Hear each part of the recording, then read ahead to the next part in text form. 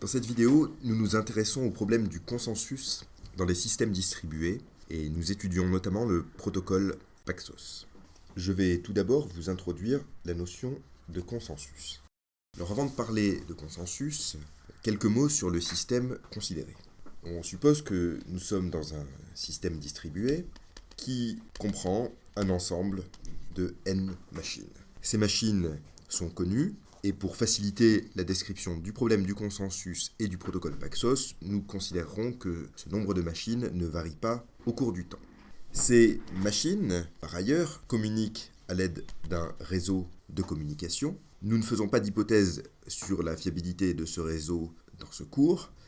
Enfin, nous supposons que chaque machine peut tomber en panne et on considère un modèle de faute que l'on appelle en anglais crash recovery, qui signifie que chaque machine peut à un moment donné tomber en panne, c'est-à-dire cesser de fonctionner, mais également redémarrer. Nous ne considérons pas dans ce cours les fautes arbitraires, dites byzantines, car elles rendent le problème du consensus fort complexe et donc feront l'objet d'un prochain cours sur Wandida. Maintenant que le système a été décrit, expliquons ce que permet et ce que garantit un protocole de consensus. Un protocole de consensus permet aux différentes machines de proposer des valeurs. Je suppose ici que j'ai 4 machines dans mon système distribué. La machine qu'on va appeler par exemple P1 pour processus 1, la machine P2, la machine P3 et la machine P4. Et l'on suppose que une machine donnée peut avoir envie de proposer une valeur. Alors typiquement, on va considérer que la machine P1 veut proposer la valeur V1, la machine P2 veut proposer la valeur V2, la machine P3 veut proposer la valeur V3, et on peut considérer que la machine P4 n'a aucune valeur à proposer. Le but d'un protocole de consensus est que chacune de ces machines choisisse une et une seule valeur.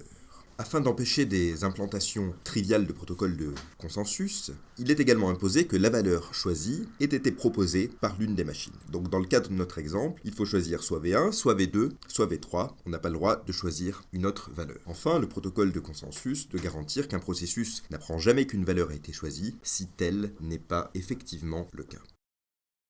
Maintenant que nous avons défini de façon assez informelle le consensus, une question légitime est, mais finalement, à quoi ça sert ?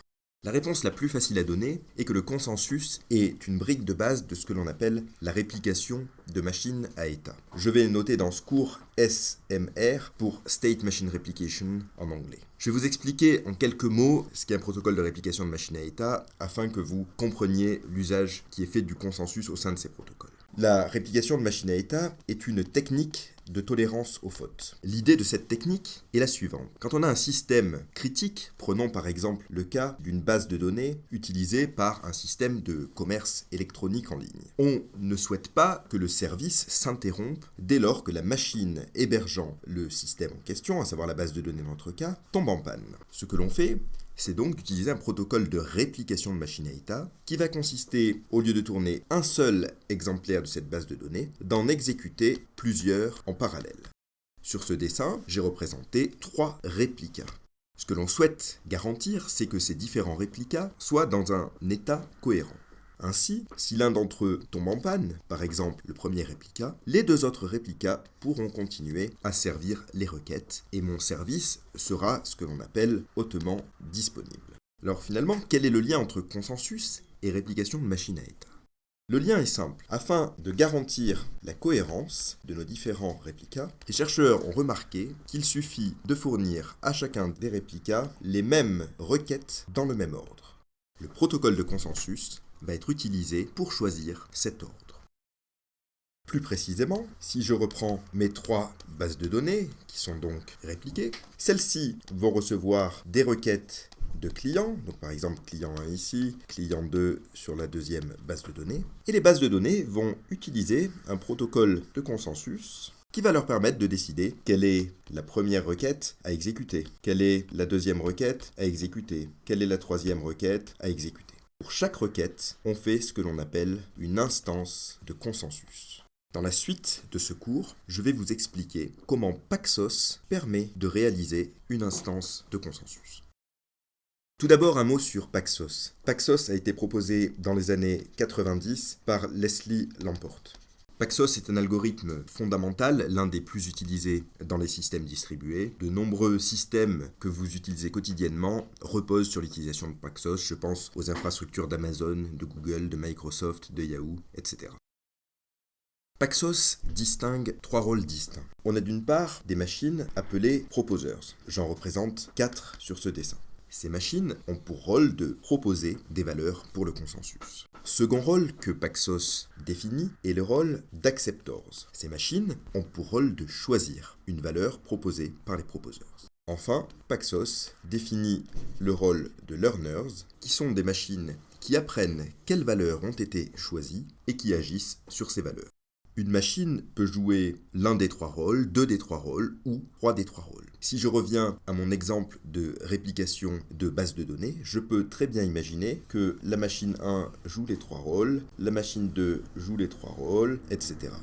Ce que ça veut dire, c'est tout simplement que lorsque la base de données reçoit une requête client, elle joue le rôle du proposeur qui va proposer sa requête pour être exécutée. Ensuite, les bases de données entre elles exécutent un protocole qui est celui des acceptors pour décider quelle valeur va effectivement être exécutée. Et enfin, les bases de données jouent le rôle de learner pour savoir qu'une requête a été choisie et l'exécuter effectivement. Avant d'aller plus loin, parlons des contraintes sur le nombre de proposers, acceptors et learners. Paxos ne contraint pas le nombre de proposers. Paxos ne contraint pas non plus le nombre de learners. Il est bien évident que si dans un système on a un seul learner, alors dès lors que celui-ci tombera en panne, le système stoppera de fonctionner. Il est donc judicieux en principe de mettre plus d'un learner. Concernant les acceptors, Paxos impose d'utiliser 2f plus 1 acceptor pour tolérer f faute. Revenons un instant sur ces 2f plus 1 acceptors. Cela signifie précisément la chose suivante. Si une majorité, à savoir f plus 1 acceptors, sont vivants et capables de communiquer, alors le protocole sera à la fois sûr et vivace. En anglais, on dit safe et live. Si en revanche, on a moins de f plus 1 acceptors vivants, alors le protocole sera safe, mais il ne sera pas live. C'est-à-dire que Paxos bloquera en attente que certains acceptors se réveillent, redémarrent pour arriver à déterminer une valeur pour le consensus. Maintenant que nous avons étudié ces contraintes sur le nombre de learners, d'acceptors et de proposers, intéressons-nous au fonctionnement du protocole. Paxos, à très haut niveau, va s'organiser en 2 phases. Je vais représenter sur ce dessin 3 acceptors.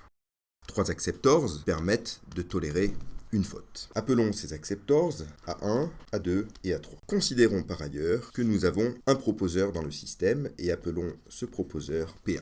Dans la première phase, un proposeur va demander l'autorisation de proposer une valeur. Pour ce faire, nous allons voir qu'il va envoyer une requête que l'on appelle prepare à l'ensemble des acceptors. Cette requête contiendra un numéro de séquence, SN pour sequence number, qui devra être unique. Je reviendrai sur cette unicité et la façon dont on peut assez facilement l'obtenir dans des systèmes distribués. Chacun des acceptors pourra ensuite valider ou invalider cette requête. Supposons dans notre cas que tous les acceptors valident la requête. Dans ce cas, ils répondront aux proposers un message OK qui contiendra également d'autres données, nous verrons un peu plus tard lesquelles.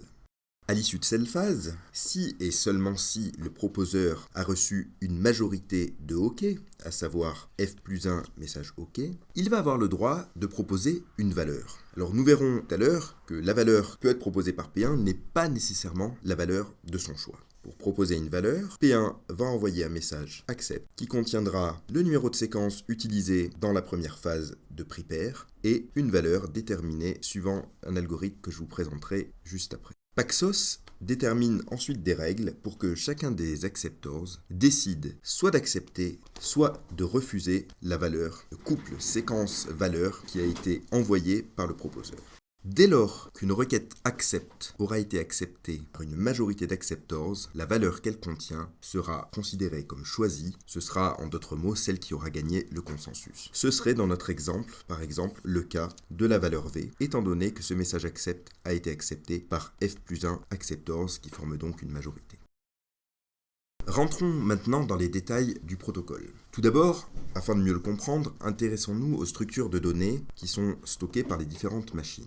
Un acceptor doit conserver en mémoire 2 variables. La première variable, que nous appellerons SN pour sequence number, est tout simplement le numéro de séquence de la dernière requête prepare à laquelle l'acceptor aura répondu avec un message OK. La deuxième variable, que nous appellerons AV pour accepted value, est le dernier couple, à savoir numéro de séquence et valeur, que l'acceptor aura accepté. Détaillons maintenant le fonctionnement de la première phase. Pour ce faire, je vais de nouveau considérer un système dans lequel j'ai 3 acceptors et 2 proposeurs. La première chose que doit faire un proposeur souhaitant proposer une valeur est de choisir un numéro de séquence unique. Une façon très simple d'obtenir un numéro de séquence unique est de partitionner l'ensemble des numéros de séquence entre les différents proposeurs. Dans notre cas, nous avons 2 proposeurs. Nous pouvons donc considérer que P1 utilise les numéros impairs et que P2 utilise les numéros pairs. Une fois qu'un numéro de séquence unique a été choisi, le proposeur peut envoyer un message prepare. Prenons l'exemple suivant, supposons que le proposeur 2 ait une valeur à proposer. Il génère donc un numéro de séquence unique. Le premier qu'il prend est le numéro 2, étant donné que P2 utilise les nombres pairs que l'on va considérer strictement positifs. Chaque acceptor recevant la requête prepare envoyée par P2 va décider s'il la valide ou s'il l'invalide. Pour ce faire, l'acceptor va comparer le numéro de séquence compris dans la requête avec son propre numéro de séquence. Donc je vais considérer initialement que tous les acceptors ont pour numéro de séquence 0. La règle pour valider ou invalider une requête est la suivante. Un acceptor ne valide la requête prepare que si le numéro de séquence qu'elle contient est supérieur à celui stocké dans sa variable SN. Dans notre exemple, chaque acceptor va donc valider cette requête. Lorsqu'une requête est validée par un acceptor, ce dernier répond avec un message OK qui contient également le contenu de sa variable AV. Initialement, chaque acceptor a une variable AV qui est initialisée à la valeur nulle. Un détail, avant de répondre au proposeur, chaque acceptor met à jour sa variable SN. Dans le cas qui nous intéresse, chaque acceptor se met à la valeur SN égale 2. Si un acceptor reçoit une requête prepare ayant un numéro de séquence inférieur à sa variable SN, il invalide cette requête et répond par un message KO. Ce serait par exemple le cas si le proposeur P1 envoyait une requête prepare. Illustrons ce cas. Le proposeur P1 va sélectionner un numéro de séquence unique qui sera 1 dans son cas étant donné qu'il utilise les numéros impairs. Lorsque les acceptors reçoivent cette requête prepare émise par P1, ils vont répondre par un message KO signifiant qu'ils refusent la requête en question. Le proposeur P1 sera alors libre de proposer une requête prepare ayant un numéro de séquence supérieur, typiquement 3 dans son cas. Intéressons-nous maintenant à la seconde phase. Pour gagner un peu de place, supposons que le message prepare 1 envoyé par le proposeur P1 n'a pas été envoyé. Dès lors qu'un proposeur reçoit une majorité de réponses de la part des acceptors, de réponses valides, à savoir un message OK, il a le droit de passer en phase 2, c'est-à-dire de proposer une valeur pour le consensus. C'est le cas dans notre exemple, étant donné que P2 a reçu 3 messages OK. La question qui se pose pour le proposeur est alors, quelle valeur a-t-il le droit de proposer ? Comme je le mentionnais précédemment, un proposeur n'a pas toujours le droit de proposer la valeur de son choix, ce pour garantir la convergence du protocole Paxos. Il convient de distinguer 2 cas. Si tous les OK comprennent la valeur nulle, alors le proposeur peut choisir la valeur de son choix. Si en revanche, certaines des valeurs contenues dans les messages OK sont différentes de null, alors le proposeur devra choisir la valeur associée au plus grand numéro de séquence. Dans notre exemple, nous sommes clairement dans le premier cas, étant donné qu'aucun accepteur n'avait accepté de valeur précédemment, et donc le proposeur P2 peut proposer la valeur de son choix, que nous appellerons ici VP2. Cette proposition est faite à l'aide d'un message que l'on va appeler accept, et on va supposer que ce message atteint l'accepteur 1 et 2, mais pas l'accepteur 3. Ce message contient un couple de valeurs, à savoir le numéro de séquence qui avait été utilisé en phase 1, et la valeur proposée par le proposeur. Chaque acceptor recevant le message accept doit décider s'il va accepter la requête en question ou s'il va la refuser. La règle est la suivante. Un acceptor accepte la requête si elle contient un numéro de séquence supérieur ou égal à celui stocké dans sa variable SN. Dans notre cas, la variable SN contient 2 au niveau de chacun des acceptors. Par ailleurs, la requête accept contient pour numéro de séquence 2, donc naturellement, chacun des acceptors recevant cette requête décidera de l'accepter. À l'issue de cette phase, il y a 2 cas de figure. Soit la requête a été acceptée par une majorité, à savoir f+1 acceptors. Dans ce cas, on dit que la valeur v qu'elle contient a été choisie par le protocole de consensus. C'est le cas sur notre exemple. Si en revanche, la requête n'a pas été acceptée par une majorité d'acceptors, alors aucune valeur n'a pour l'heure été choisie. Notons bien évidemment qu'à chaque fois qu'un acceptor accepte une requête, il met à jour sa variable AV. Dans notre cas, elle sera mise à jour avec pour numéro de séquence 2 et pour valeur VP2. Une propriété importante du protocole Paxos est qu'une fois qu'une valeur a été choisie, il n'y a plus de divergence possible. Nous allons maintenant l'illustrer sur un exemple. Pour permettre cette illustration, nous allons légèrement comprimer le temps initial. Donc, supposons que le proposeur P1 ne soit pas au fait que le consensus est terminé et souhaite de nouveau proposer une valeur. Supposons également qu'il a déjà précédemment échoué avec le numéro de séquence 1 et que donc il propose directement le numéro de séquence 3.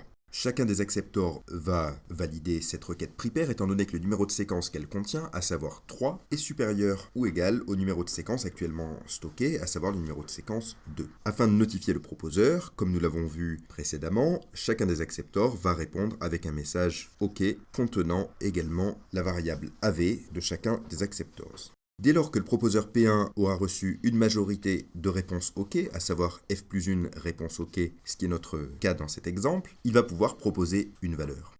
Néanmoins, contrairement au cas du proposeur P2 précédemment, il ne va pas être possible pour lui de proposer la valeur de son choix. En effet, il n'a pas reçu F plus 1 réponse contenant la valeur nulle, étant donné que deux acceptors avaient déjà accepté la valeur VP2 associée au numéro de séquence 2. Par propriété d'intersection sur les majorités, tout couple de deux messages contiendra forcément une fois le couple de VP2. En conséquence, le proposeur 1 sera forcé d'envoyer une requête accept ayant pour valeur VP2.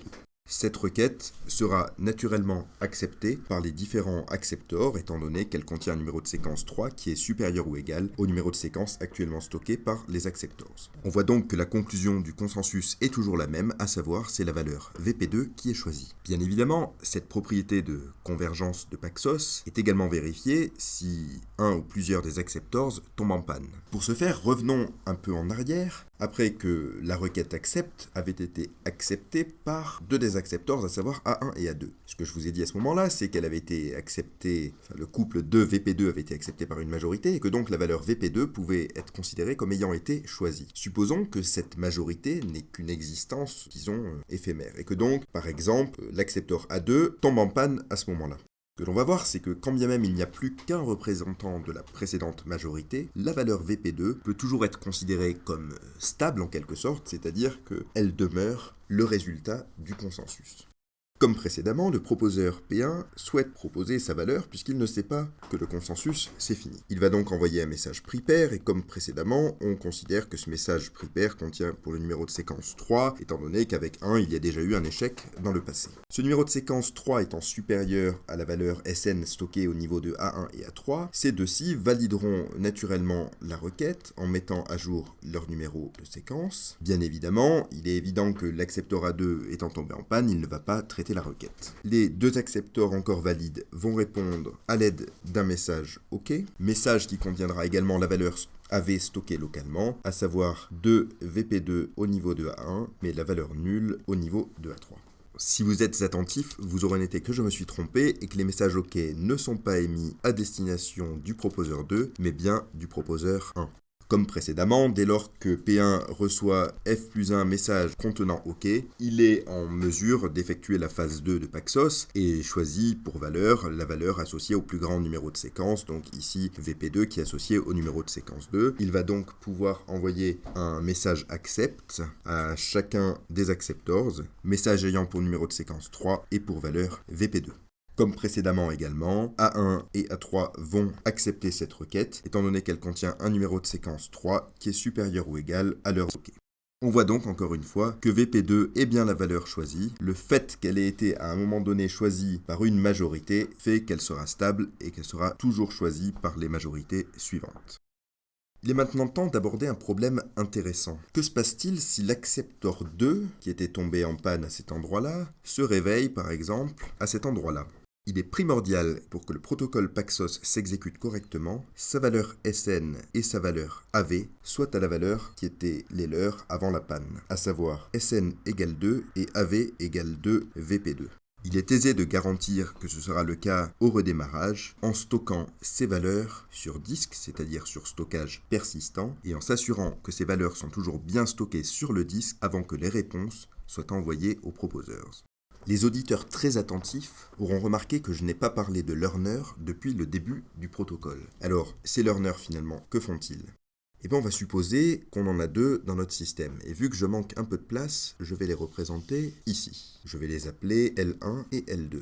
Alors il faut savoir que Paxos ne définit pas à proprement parler la façon dont les learners sont mis au courant des valeurs choisies. Dans le cadre de ce cours, je vais vous présenter la façon la plus simple. La façon la plus simple, c'est la suivante. À chaque fois qu'un acceptor accepte une requête accept, il va notifier les différents learners. Ce serait notre cas ici, par exemple. Je vais utiliser le vert pour que le schéma soit lisible. Lorsque A1 accepte la valeur VP2 avec le numéro de séquence 2, il notifie à la fois le learner 1 et le learner 2. A2 va faire exactement de même.